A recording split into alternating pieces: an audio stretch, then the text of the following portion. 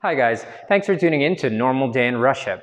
This right here is the Land Rover Range Rover Vogue L405 Long Wheelbase Edition, and I consider this to be one of the classiest, most comfortable and capable vehicles on the market today.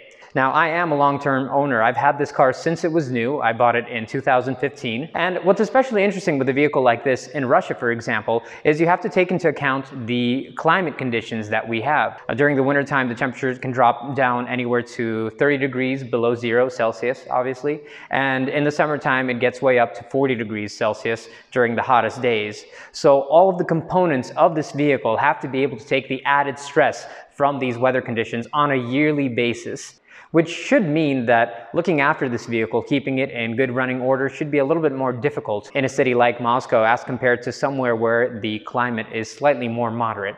In any case, today I'm going to share my long-term impressions of owning a vehicle such as this, and I'll show you around the interior. I'll show you all the features, some of the quirks and gimmicks that this vehicle has, and definitely mention the things that I like and maybe slightly dislike about owning the granddaddy of all Range Rovers. So it's time to get started, and the first thing that we're going to take a look at is the engine bay.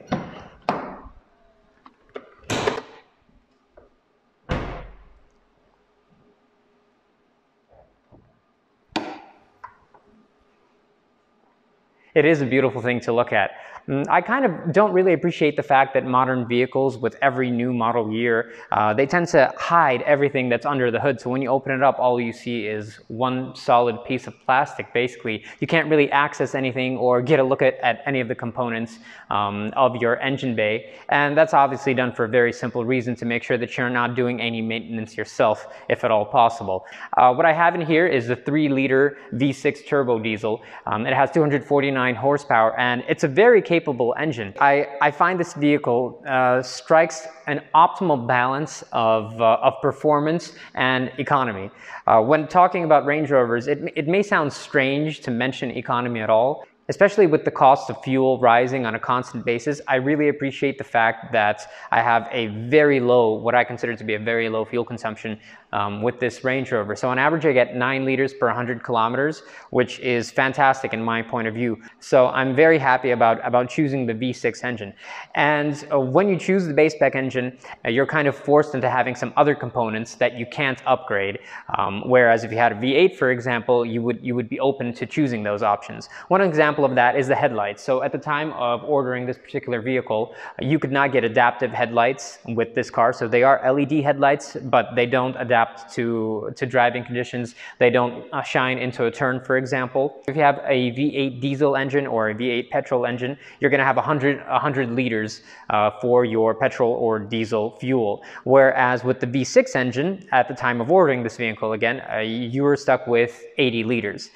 Still, on a full tank of diesel, I get about 700 kilometers of range, depending on how I'm driving, which I find is very respectable, and it served me very well during long road trips that I've taken around Russia and through Europe. I do have additionally a front-facing collision warning system, and that goes hand in hand with automatic cruise control or adaptive cruise control and adaptive braking. I also have the improved terrain response 2.0 system, which was not stock at the time of purchasing this vehicle. That was an added option. So the terrain response system, if you're not familiar with that, is an integrated system that takes information from all of the sensors, a slew of sensors within this vehicle, which reads the road conditions at any given time in real time. It reads the condition from every single wheel, from the suspension, from the engine, the transmission, the temperature outside, and so on and so forth, and gives the car an idea of what exactly is going on.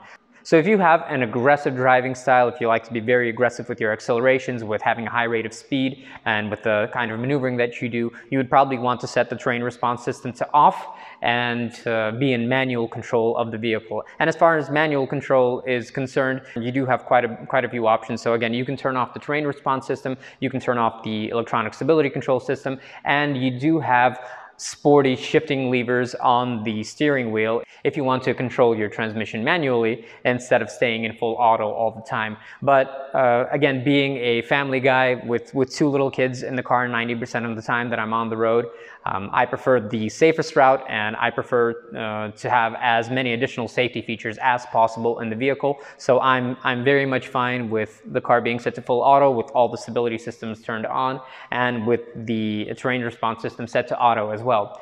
Now, as far as interesting things that you can find over here under the hood, there are a couple of things that are worth mentioning. One, for example, this car does have a very high wading depth, so it can go into water all the way up to basically the top of the hood. What you see right here on this side and on that side as well symmetrically are the air intakes for the engine. So as long as the water doesn't get this high, you're going to be fine. You can wade up to this height, which is one of the biggest heights for stock SUVs on the market in general. This air intake system is very nice, and it's a little bit different compared to the previous generation Range Rovers, the L322 and the Range Rover Sport, where you had the air intake to the side over here.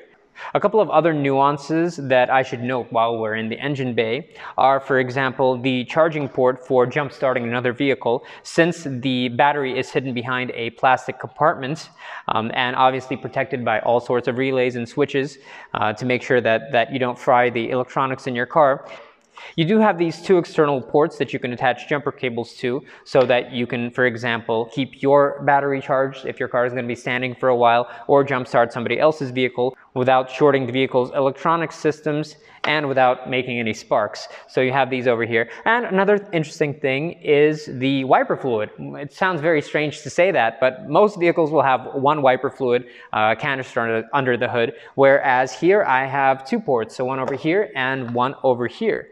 And this is a very nifty and a very much loved feature of this vehicle, because in Moscow you can never have enough wiper fluid, especially during the winter time. So I do have these 2 canisters here. At the end of the day, they join up and meet at the same pumps that are connected to both the front and the rear wiper blades. And in total, I can get a little bit over 8 liters, somewhere closer to 9 liters of wiper fluid in here at the same time, which is, again, a lifesaver, especially if you're driving during heavy winter conditions. And in general, I'm very happy with how the engine bay is dealing with the weather conditions here in Moscow. Although you also have to take into account the fact that this is an all aluminum body on the vehicle, and many of the components are made out of aluminum as well, so that alone does a great deal to help avoid rust in general. Anyway, I think we've spent enough time under here. Let's continue to some other parts of this vehicle. One of the things that I'd like to mention as well while we're outside, while we haven't gotten to the interior, is the paint. For 100,000 kilometers driven, this paint is still in incredible condition, especially given the harsh chemical agents that are sometimes used to combat the snow and the ice on the roads here in Russia in the winter time. There are a few swirls here and there, but really nothing to write home about. The paint finish is still in excellent condition, which tells me just one thing, that the materials and the painting process used during the fabrication of these vehicles is a very high quality painting process. And in order to get it to a like-new condition, all I really have to do is polish the car, which I plan on doing now that I've had it for over 3 years, and it really is overdue for a high quality polish. Some of the things that are worth noting while we're out here are this L badge, for example, which signifies that this is indeed a long wheelbase vehicle, along with these side mirrors. At least at the time of purchase, all the long wheelbase cars had strictly black side rear view mirrors. All right, at this point, I think we're going to head to the back of the vehicle and take a look at the trunk and the cargo space. Now, some of the things that are worth noting here are, well, here's something that you can't unsee once I show it to you. Take a look at this.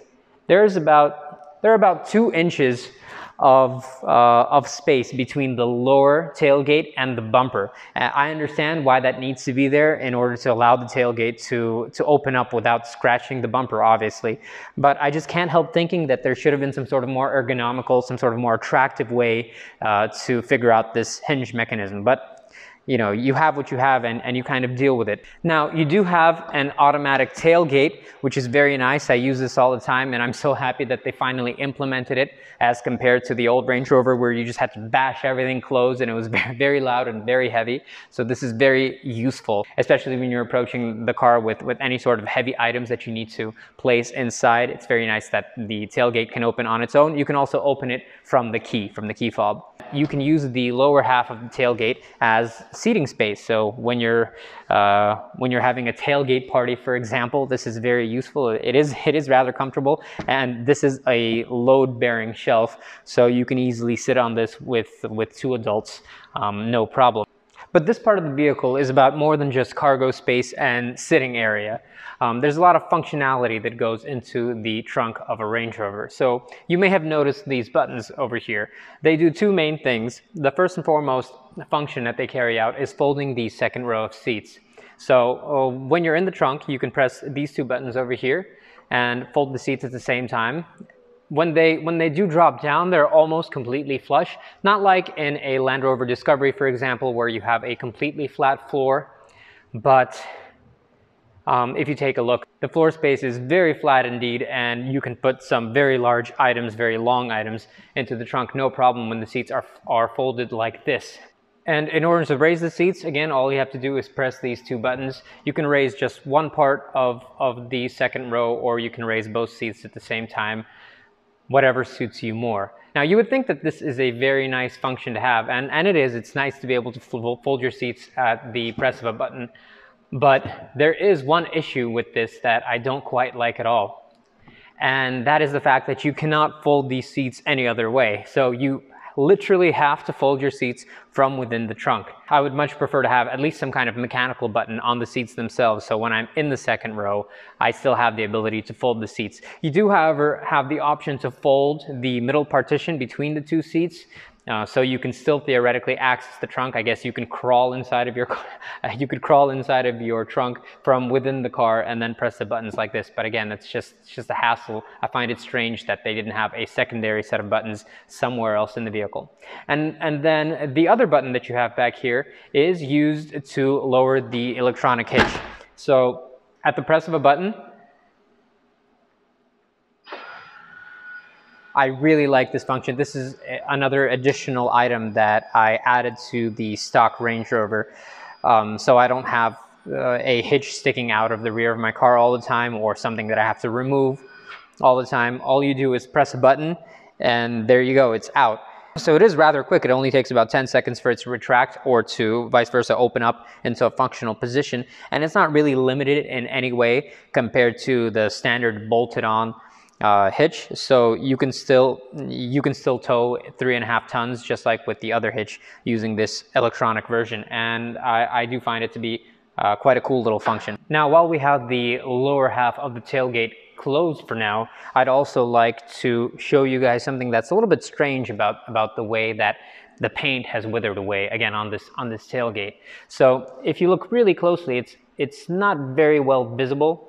But this right here, this isn't dirt. This is paint that's actually been rubbed away, and it's been rubbed away by this rubber piece on the top half of the tailgate. So it took about 3 years for this very soft piece of rubber. I mean, it's not abrasive at all. Everywhere where there's a contact point, the paint has been rubbed off quite a bit, especially at the corners. So right here, you can even see the bare aluminum over here a little bit. So that's just something interesting, worth noting. The only thing that's really left to mention is the spare wheel and the technical compartment that you have under your floor mat back here. So if you lift up your rubber mat, you're going to have this little latch that you can open up. And behind the latch hides the full-size spare wheel that you have, which actually has my original 21-inch summer wheels that I usually have on this car. And besides that, you'll also have a jack, all the necessary spare nuts and bolts and things like that if you need to replace your wheel, as well as your warning triangle, this nifty little jack and pulley system that you can use to lift the wheel out of the trunk. So you attach it to your roof in a designated area, and you hoist it up and pull it out. So this is something that you can manage as a single person without injuring your back. Very nifty. And I also just keep various spare items that I might need on the road, like a tire pump, some jump starter cables, gloves, a med kit. I actually have 2 med kits back here, and a towing cable in case I need to help anybody get out of the snow, which I do quite often during the winter. At least every week, once or twice, I'm pulling somebody out of the snow somewhere. So it's just something that I quite enjoy doing. When I see somebody stuck, I like to offer my services. And that's about it as far as things of interest in the back of the car are concerned.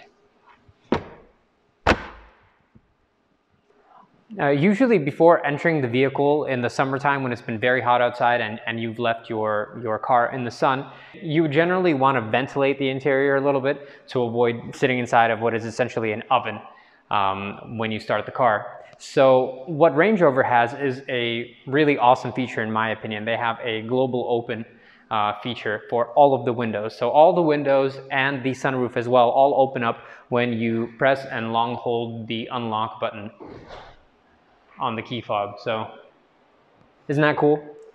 And in the summertime, this is highly effective. This makes the difference between getting inside of a vehicle that feels like an oven or very comfortably, again, getting inside and continuing on your journey.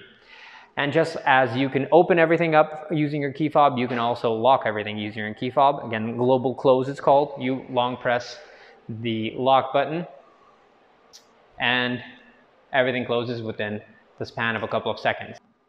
So when you open up the door, you have these retractable side steps that pop out, and I find these to be very handy. They are very useful because once they're up and under the body of your SUV, you get an extra couple of centimeters of clearance under your vehicle as compared to a Range Rover with the non-retractable side steps that kind of hang out from underneath the body a little bit. So I find this to be very handy, and it is very comfortable regardless of what height you are and what position the vehicle is in. Even if you raise it up to its maximum position, the side steps still open up low enough that it's very easy to get inside, again, regardless of your height. And the doors, you might have noticed as well, they're all soft close doors. So this is true for pretty much all of the L405 Range Rovers. They're all going to have soft closed doors unless the owner specifically requests a car without them. And you don't really need to apply any force. You just kind of gently push the door closer to its closed position, and it will finish the rest of the work on its own. So that's very nice. And again, in 100,000 kilometers and thousands of door openings and door closures, I haven't had any issues with these soft close servos or motors.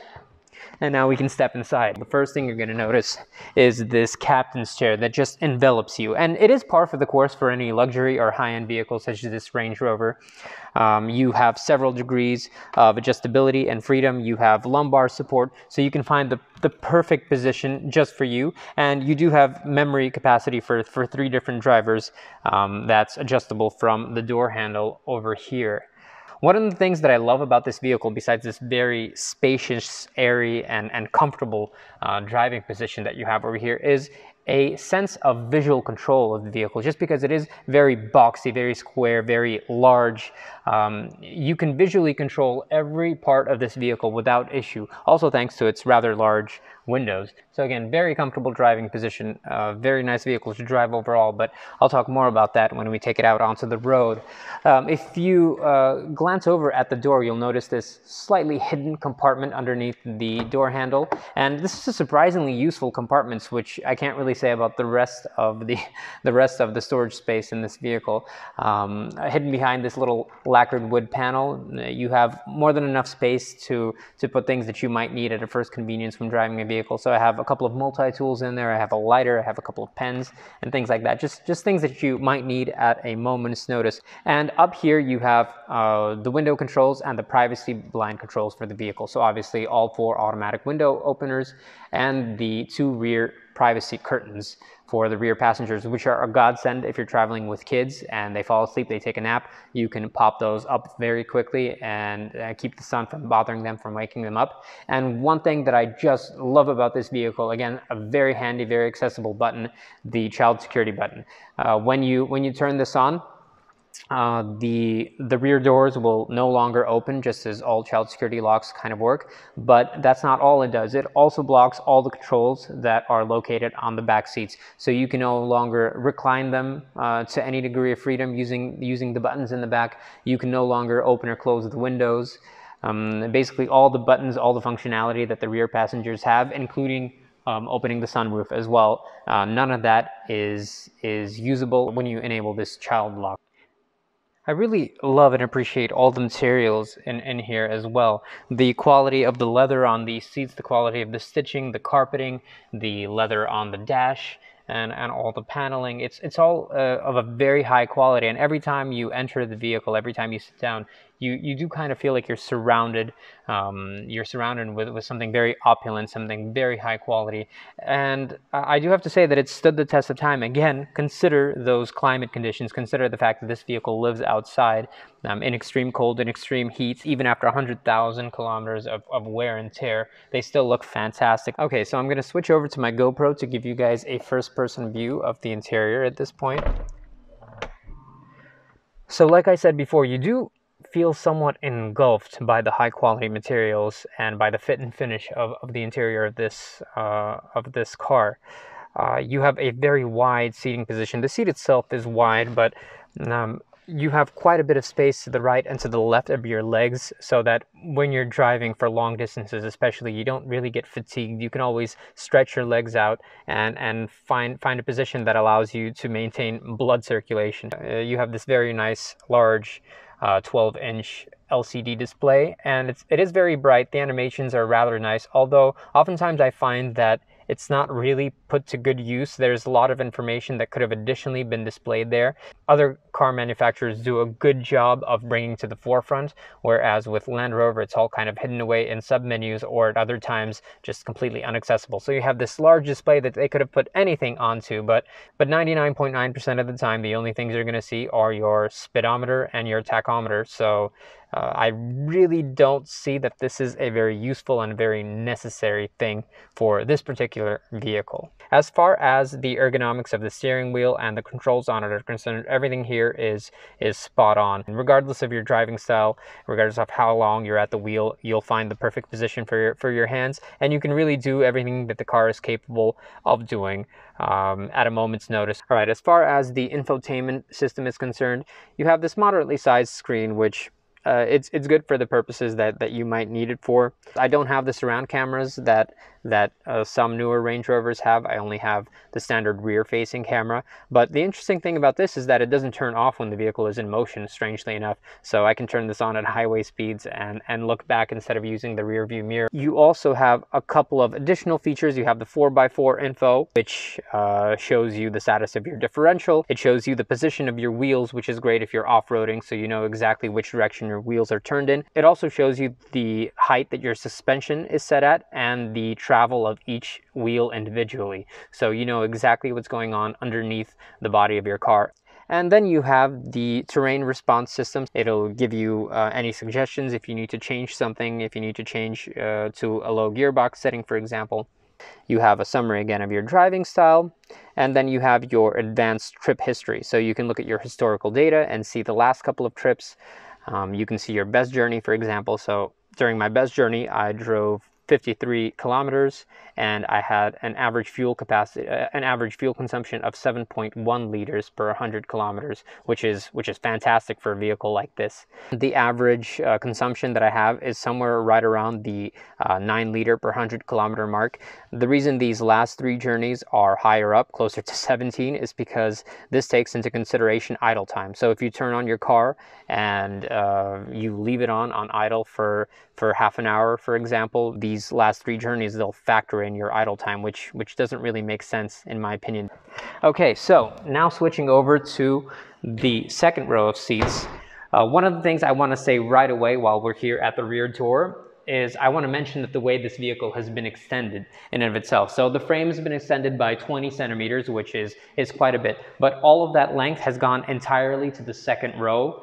And as far as the body panels are concerned, they haven't been modified at all. The rear body panel, the rear quarter panel, the driver's side door, the front quarter panel, they haven't been changed. They're the same as on the standard Range Rover. All of that additional length has gone exclusively to the frame over here on the second row and to the door itself. So you have a huge second row door. It's very long, it's very heavy, which is bad. This is a bad thing. I don't like the way it's been done. What is very bad about the way that they've made this door is that it's just too long for a lot of life situations. So as you can see, it stretches out quite a bit in order to fully articulate it, in order to fully open it up.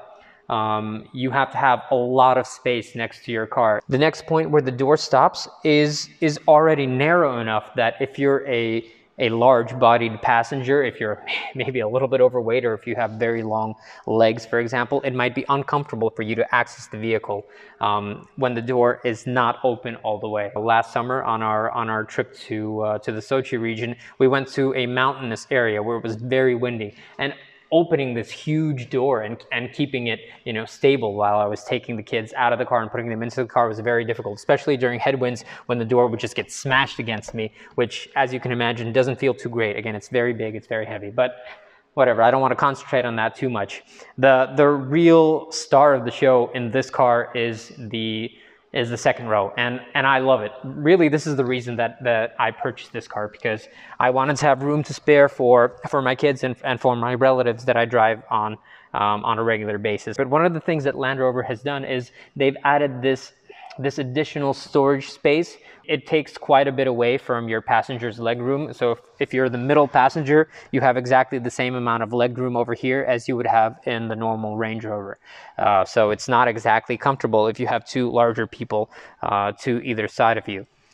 Whereas it would have been much nicer if they had just kept it at the stock position, closer to the front seats. But otherwise, if you're in either of these positions, if you're one of the main passengers in the rear seat, you have plenty of space. You can stretch out your legs. In my case, that's especially true because I'm not very tall, so I have so much space back here. This is the most comfortable seat that I can pretty much imagine.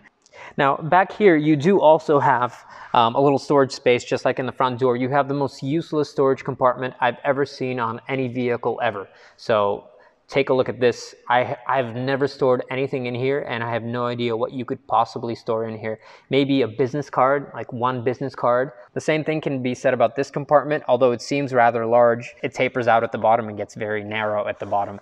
And I don't know, it's just pointless storage space in my opinion. You have the controls for your seat, so you can recline it quite a bit forward and back, but like I said, you cannot sadly fold the seat over here. So you have the buttons, but they don't allow you to fold the seat when you get out of the vehicle. And probably the last thing that I want to mention about the interior before we actually hit the road and I tell you guys about the driving characteristics of this vehicle is the middle partition of the seat, which does fold down to give you a very nice armrest, as well as providing cup holders for your drinks. You also have a secondary partition in here which hides the remote control for the rear infotainment system. This middle partition can also open up completely. If you click on a button back here, you can slide this down, and this way you can put any kind of oversized, long items like a piece of lumber, for example, into your Range Rover through the trunk. So you don't need to lower the seats completely, and you can still drive around 2 passengers with some sort of oversized item in your car as well. Otherwise, again, the rear seats are very comfortable. The leather, the quality of the leather, just like in the front, is spot on. You can definitely spend many hours as a passenger back here without getting fatigued, with the exception maybe of the middle passenger that has to deal with kind of hogging or stealing a little bit of leg space from the people to either side of him. So now what we're going to do is we're going to go out onto the road and I'll tell you guys about the dependability of this vehicle, the maneuverability, and generally what I think about Range Rover ownership after having this car for over 3 years and after accumulating hundreds of thousands of kilometers on other Land Rover vehicles. So the Range Rover itself is quite a large, heavy vehicle. It's long in and of itself. And the long wheelbase version is even bigger, obviously. It's over 5 meters long. So it's a lot of car to carry around. And that really translates over into the maneuverability of this vehicle. So this isn't a sports car. This isn't going to feel like a Ferrari or a Lamborghini. Now, with that in mind, if you're going into a vehicle like this, if you're starting to drive a vehicle like this with the mindset that it is a big, heavy, large SUV and that you have to kind of adapt your driving style accordingly, you're going to be pleasantly surprised. The Gen 4 Range Rover, the L405, is quite a bit lighter than the previous generation Range Rover, so they chopped off about 500 kilograms by switching over to aluminum. Now you lose a little bit of that with the long wheelbase version, obviously because of the extra 200 millimeters of aluminum in the frame. But if you're switching over from, say, a Gen 3 Range Rover, or really from any older generation Land Rover vehicle, this is going to feel like a noticeable step up in comfort and in maneuverability. So it is a very smooth ride. The air suspension does a great job of eating up any of the bumps and inconsistencies in the road surface. You feel very comfortable. You have a very high ride height, and something that's different in the L405 compared to, say, the L322 is the fact that the air suspension allows you to enter a raised position up to 80 kilometers an hour, whereas before in the Gen 3 Range Rover, you could only stay in the raised position up to, I believe, 40 kilometers. I don't remember. It's been so long since I've driven the Gen 3. And there have been numerous occasions where I used that extra height, where I found that to be applicable. Like, for example, driving over gravel roads, which are even enough to allow you to drive at a high rate of speed, around 65, 70 kilometers an hour, for example. And yet you would like to kind of lift yourself up. You would like to be a little bit higher above the road. One, to protect your vehicle from all the rocks and pebbles, stones, things like that you're picking up just by driving over the surface. And two, probably to get an increased field of view by raising yourself those extra couple of inches above the road. And in general, also when I'm standing in city traffic, sometimes when it's stop and go traffic, if I'd like to peek around the vehicle in front of me, I can raise the suspension and kind of get an idea of what's going on. So it's a handy little feature. I can't say that it's something that you're going to use every day, or it's something that's really necessary and you can't live without, but it's just something that's nice to have. I do think that the air suspension is a huge convenience, and it's something that I just can't imagine a Range Rover without at this point, to be honest. Another great thing about the air suspension is that it works together with the Terrain Response 2 system. So it actually factors in how you're driving. If you're driving aggressively quickly on a highway, for example, your car might get into a lower position when you're in sport mode, and it'll hug corners. So of course it's a huge, tall SUV, and it's going to be a little bit sluggish when you go into a corner. But the air suspension does its best to dampen that a little bit.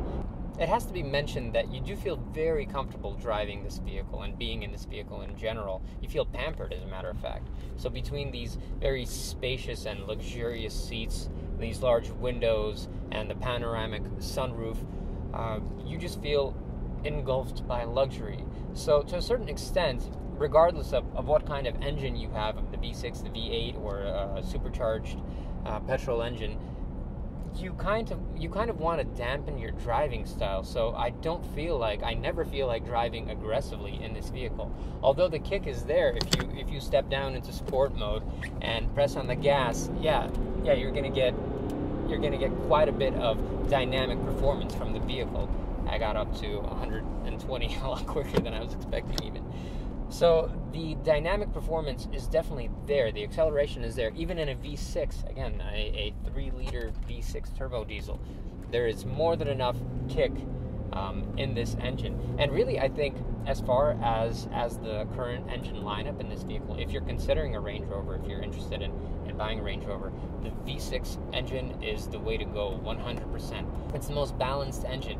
And as far as what I've seen on the owner forums, it's the most reliable engine. It's the one that requires the least maintenance, the least money put into it on a yearly basis. Depending on how your taxes are calculated, you're going to be paying the least amount of taxes for the engine. Again, you're going to be spending less on diesel on a constant basis, and there's more than enough performance to be had. So the cruising speed in this vehicle is, in my particular case, is about 160 kilometers an hour. So when I'm doing long distance travel, when I'm going 800, 900, 1,000 kilometers a day, I'll generally have a speed of at least 145, 150 kilometers, and if the road permits, about 160. And anything over that feels uncomfortable for me, but that's not necessarily because of the vehicle. It's not because the vehicle isn't capable of going faster. It definitely is. And it doesn't take very long, trust me, to get up to that speed.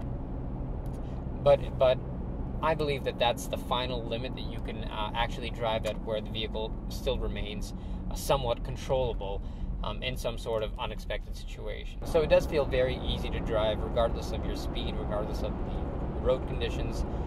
The car adapts to whatever you throw at it fantastically, and you don't really get fatigued over large distances either. The only thing that does make me tired is stop and go traffic, but that's not an issue with the Range Rover. That's an issue I have with Moscow. I hate standing in traffic.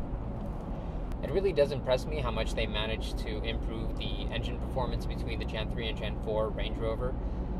It really does feel indistinguishable, the V6 performance of this vehicle from the V8 turbo diesel in the previous generation. If you were to drive both vehicles, you just wouldn't notice any difference at all.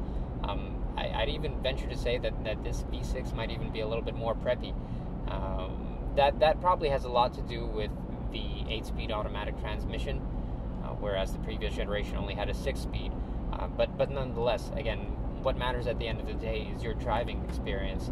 And the only thing that I could say about this vehicle, about this V6 turbo diesel, is that it is more than adequate enough for your needs. It's more than adequate enough for your driving style, whatever it may be.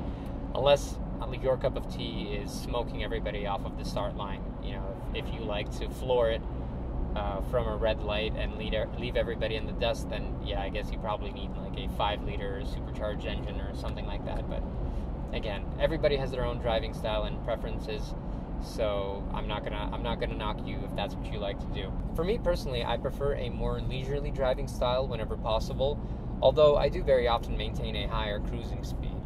And one of the things that makes that possible in this vehicle is the sound comfort. So this is something that you might not necessarily notice right away when you get into the vehicle. You might not pinpoint it, but you do feel comfortable from an acoustic point of view. And that's because this Gen 4 Range Rover has much better sound isolation compared to its predecessor. So they've done a lot to rework the sound isolation around the frame, the body, and the windows especially. One of the things that they've done to effectively combat that extra ambient noise that you had in the Gen 3 Range Rover is add much thicker windows all around. And it makes all the difference in the world, especially when you're driving at high speeds down the highway. You'll notice that you don't have as much of a low frequency hum the entire way while you're driving. Because right now we're going 70 kilometers, 65 kilometers an hour, and I just got out on the highway and let me floor the gas. 65, 70, 80, 90, 100, 110, 120, 130, 140, 150, 160, and I'm going to stop right here. This vehicle is anything but sluggish. Actually, if anything, I'd say that it's impressive. The performance is impressive because it's much more than what you're expecting from a V6 engine in a large vehicle like this. And again, maneuverability on a highway and at a high rated speed is excellent as well. You feel completely in control of the road. You don't have to micro adjust your steering wheel on a constant basis. So right now we're going pretty much in a straight line. I can let go of the steering wheel even though we're going 130 kilometers an hour, and there's no drift, so I'm not holding the steering wheel 130. I can go 140. I'm going to grab it now because the road is going to the right a little bit. So I can't speak for the turbo diesel V8 or for the supercharged petrol versions. I'm sure they're just as exciting and just as impressive in their own right, but just the difference between what you anticipate with this vehicle and what you get is enormous, and that has quite a lot of value for me. As far as dependability and reliability go, these are a major stepping stone for any car manufacturer, and probably the Achilles heel for Land Rovers in general, especially if you believe what you read online. Now, you'll see a lot of commentary regarding the fact that Land Rovers are constantly broken, you constantly have issues with your Land Rovers, and that's true in some cases, that's true in a lot of cases, I'm sure, but it is a little bit blown out of proportion, in my opinion. Now again, I've owned several Land Rovers. My first Land Rover was a used Discovery 3 that I purchased, and thankfully it had a good previous owner that loved his vehicle, took good care of it, and when I got it, I continued to take good care of it as per the owner's manual. And I was very lucky to get that to over 120,000 kilometers as well, without any major breakdowns or any expensive maintenance required. So there's one car that I had no issues with whatsoever. After that, I had a Range Rover Sport, the first gen Range Rover Sport, and that was just a nightmare. I tried to look after that vehicle as best as I could, but it was constantly going in for maintenance, for repairs.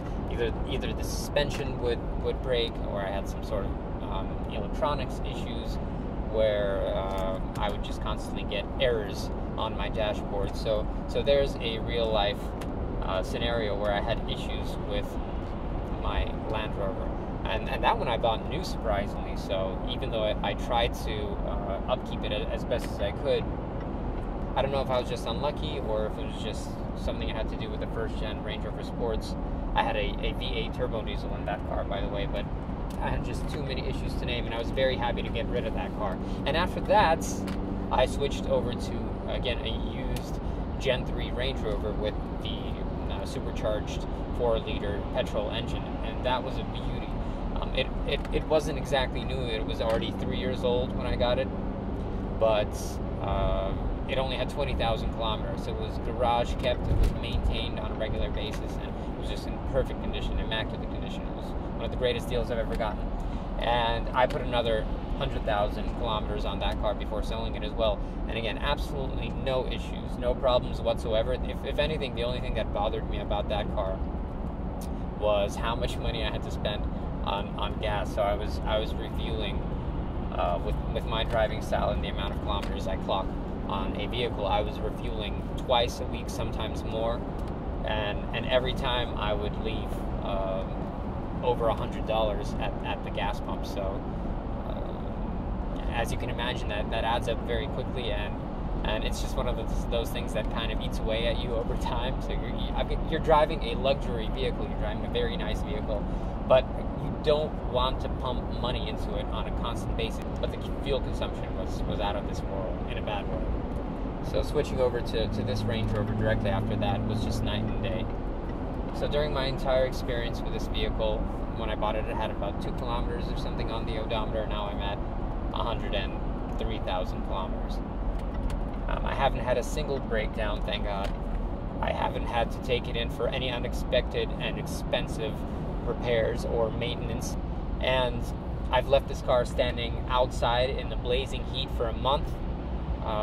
Gotten back to it, it started up no problem whatsoever. The only thing is that I had an info message pop up that said vehicle battery is dangerously low, please turn it on. So it sounded like it was pleading for me to turn on the engine, which I thought was kind of cute. Again, it started up no issue, and I drove another 900 kilometers from where I was that very same day. No issue whatsoever after being after standing in the hot sun for a month and not moving at all. The same thing can be said about winter performance. So this car starts up on a nearly daily basis during the winter time, even when it's very cold, when it's 20 degrees below zero, when it's 25 degrees below zero. The lowest I've driven this car, I think it was 30 degrees. So That's the lowest that I've actually used this vehicle. Now the service interval on this vehicle is 13,000 kilometers, at least in Europe and Asia. I'm sure it might be different for other countries. So every 13,000 kilometers you have to take it in for maintenance. Usually it'll be very simple things like just replacing your air filters or changing out your oil.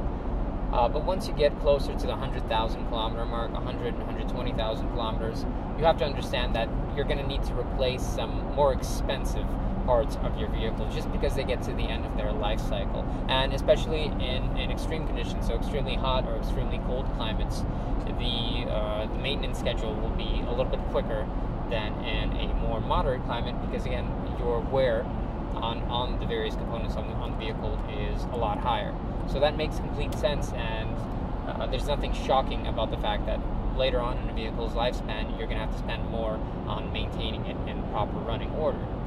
But from my personal experience, during the first 100,000 kilometers, when you drive in for your scheduled maintenance, you're probably going to be spending around $300 to $700 per maintenance, depending on what you choose to replace. So if you choose to do some of the additional things that the dealer proposes, like servicing your deployable side steps or servicing your air suspension, cleaning out your AC system, things like that, you're obviously going to be paying a little bit more than if you just do the bare bones, all the necessary work for the vehicle.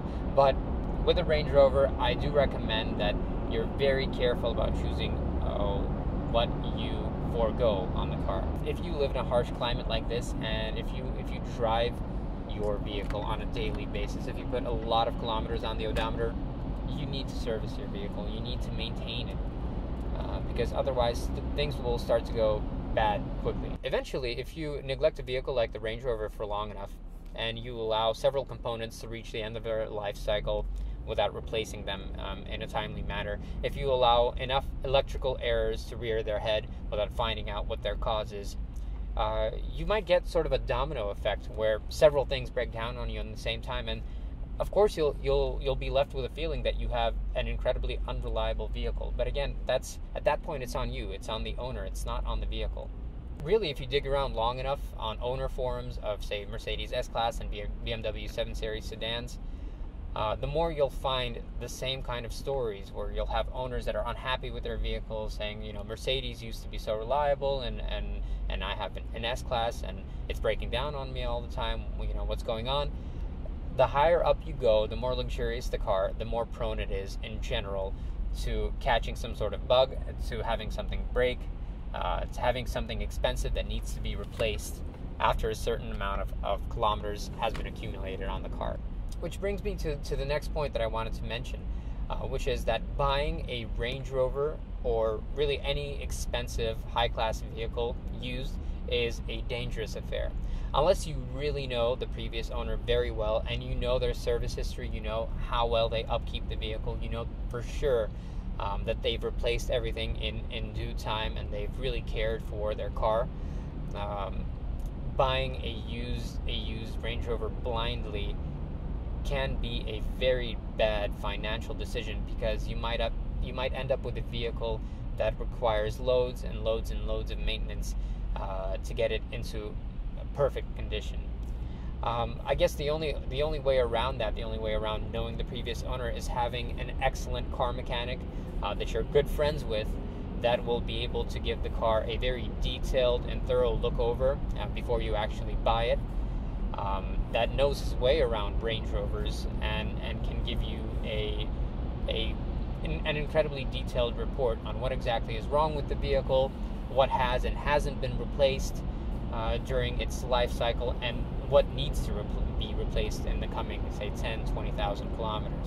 So if you have that kind of mechanic friend, or if you know somebody that you can get in touch with that would be able to do this kind of really in-depth diagnostic report on a vehicle that you're considering buying, then yeah, it's fine. You can buy used Range Rover, no problem.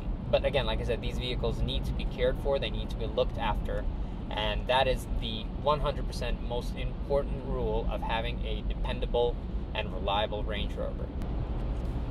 But in general, it's just such a joy to drive. It's such a relaxing experience, and when you need the kick, you step on the gas and you have the kick, even though at the same time you have a very economical engine that saves you money on diesel. Look at that. So I don't know, it's just a fun, capable, enjoyable vehicle that's very reliable. I've driven thousands and thousands and thousands of kilometers in this car. Never once have I had an issue. Never once have I had an error pop up on my dashboard. Not one error in 100,000 kilometers. So I'm very happy with this car. There is not a hint of regret of purchasing it. No buyer's regret whatsoever. I'm in love with this car. And even though I've had it for several years, it still feels very new to me. And it's something that I'm going to continue to enjoy driving for years and years to come. I don't see myself giving up this car until it just falls apart, to be honest.